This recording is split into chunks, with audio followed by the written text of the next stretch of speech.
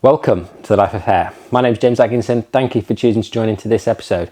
If you enjoy this type of episode, please hit the thumbs up button, subscribe to the channel, and down in the description is the sponsor of this video, The Life of Hair Digital Academy. If you want to support the channel or get further education in the Life of Hair Academy platform, then please join down below. If you have got any further questions that you'd like to know about the Academy, then please reach out to me on Instagram or send me an email. With Rachel's haircut, what we've done is we've popped in like a horseshoe shaped section. It's actually just got a slight point on the back, so it dips down. There's a crown area here, so it goes right through the crown area.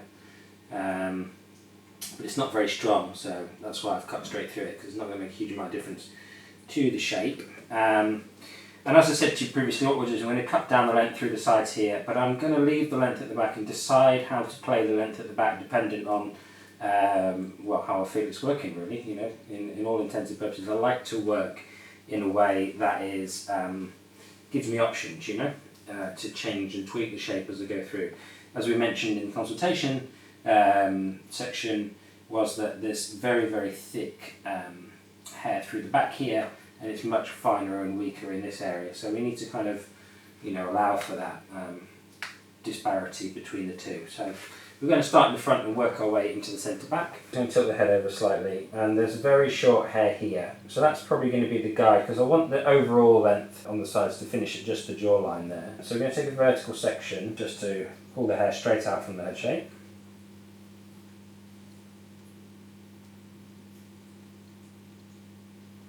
Now when we pull a vertical section straight out from the head shape, what happens is the hair that lives here is over directed to the point at where we've taken the section to. So if we pull it that way towards the hairline, this hair gets over directed back, whereas this hair gets over directed in the opposite direction, independent on where we pull this section to. Because I'm pulling it straight out from the head here, we're getting a line that is going to be slightly over directed. Cut a line, working down towards the bottom of the section. This is going to be on the generous side or conservative side for our first section, but you know, ultimately I might be happy with this as a general length as well. So because the hair is quite fine around this front section, I'm going to take a vertical section just above the ear here. I'm going to pull all the hair straight out from the head shape, and then I'm going to over direct it to that first stationary point, like so. Check my guide just like that, and cut a square line down towards the perimeter. I'm going to take this next section and we pull that back to that previous section. We can see our guideline at the top there.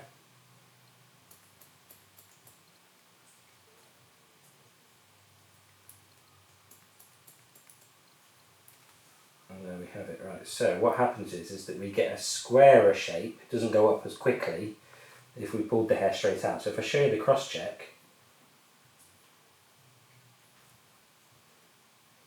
the length is slowly building up towards the top, to the back of the ear here, and it's equally a little longer there. So it's like a curve now, because we've got one central section that we've pulled everything to. Pull it straight out again from the head shape. The hair's now travelling straight out from the head shape where it grows, so in natural fall, and we're just cutting a square line that's travelling down towards the ground. Now by cutting a square line, ultimately what we're going to have is more length on the perimeter, just purely based on the fact that the hairline drops down lower. And as we travel around, what we do is want to make sure that our body position is square to the section. Really simple vertical sections all throughout.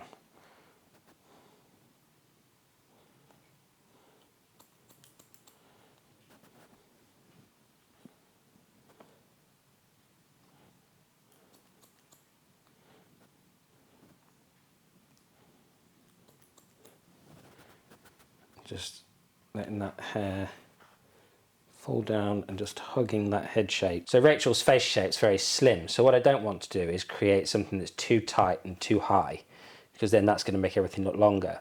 So what I really want to do is make sure that with Rachel's face shape is that this has got a nice roundness to it, a nice fullness. This length here can create a little bit of a 3D shape that kind of travels into the back. what you might end up doing is if you cut too much hair off here, for example, you can just make it look like a long neck into a cheek. Onto the top, I advocate that you just comb the hair into roughly the shape of which it's going to be worn. I think I'm going to layer it so that the top can be texturized and have a little bit of movement. And so what you want to do is you want to figure out how the hair grows and moves and all those kind of things, and then that is how you cut the hair. That is the position of which you cut the hair from. So for example, I think I want the hair to kind of pivot out from this kind of point where it naturally splits going into this kind of crown area that's here. So I'm going to take a vertical section down like that. And I'm going to just work with the head shape as I travel round. I'm not going to fight the head shape specifically. I'm just going to work with about that section straight out from the head. There's my guide from underneath.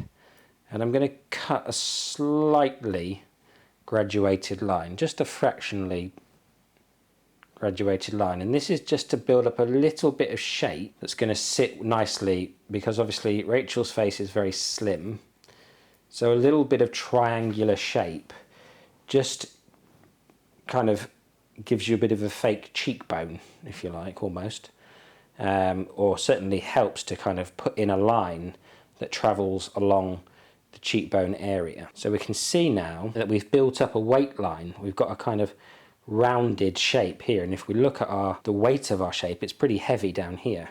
So yeah, really nice to do, to leave bits of hair to give yourself choices later on. So we're doing the same thing here. I'm taking that vertical section straight down the head shape like so, and I'm cutting a 45-ish degree angle to build up the shape, like so.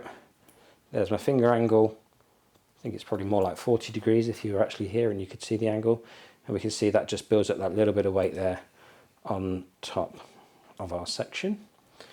I'm going to layer through the top as well a little bit, but I'm going to do that dry because ultimately I want to be absolutely sure about the length. And again, remember the crown areas here, so you know, definitely don't start going into a square layer at this point, because we want to leave that little bit of length on there, maybe in that crown area, just to allow for it jumping. I'm going to dry this now, and then we can like personalize, refine, take away any of these wingy bits if we need to, because we're going to get a better feel for the hair dry. We have just blasted it and then used a little bit of round brushing just to tame bits like this. We need to get some movement into this hair. It's quite flat, so I'm going to go with probably about 1.5 inches to start with, and just layer through that top section and see how that affects the connection between the sides and the top as well. So that will be my first kind of port of call. Vertical section, so straight across like that. Once I've taken 2 sections as well, then I can decide whether that's kind of in the right realms, because I can start to see how that will work and play out, interact with the rest of the haircut. I think that might be about right. I don't want it to be too, I don't want it to be spiky, but obviously I do want it to have reasonable amount of texture in it too. And obviously that section is going to get longer, so it's like 1.5 inches in the crown, but it's going to get longer towards the front, based on the fact that obviously we left reasonable amount of disconnection in the fringe area from previous. So that's all got to come off to blend into this top area. So don't worry if it suddenly gets longer, just commit to your guideline. Through this back section here, as I said previously, we've got a bit too much weight. We can take a horizontal section here, elevate the hair straight up. Our weight line is about here somewhere, and we can just point cut into that weight line, because it's just basically want to match it up to what's underneath, and that we're kind of rounding that weight line out, blending it with elevation. We're elevating the hair up, and that's going to help to create a much more rounded effect in the back, and therefore the weight line is going to disappear. The thing I'm going to do is kind of channel cut this hair so that we start to create softness, but it also starts to hug the head a little bit more too. So take out some of that hair, see what you're left with. With the colour disparity, because there's quite a hard colour in the hair at the moment, we want to be careful that we don't kind of create anything that's too hard and we're going to make that colour look ridiculous. You just have to change the colour. So with the fringe area, it's going to live direct, it's going to live to the side, but I do want it to sit a little better. So what I'm going to do is I'm going to take a vertical section, and because it's going to live from travelling from the left hand side to the right hand side, I'm going to stand on the left hand side, and we can see there's this like build up of weight in the fringe, and I just want it to be a little bit more texturized. So that's the length of the fringe. I don't want to cut that, but I do want to take off some of the bulk above that area. So take that off, put that down, let that sit, see how that's sitting. It's already sitting much more easily in that direction. And we're going to do exactly the same thing with each of the sections now, but we're going to over direct everything to this fixed point of which you cut the first section to, just like that. And then we're going to pull the hair back.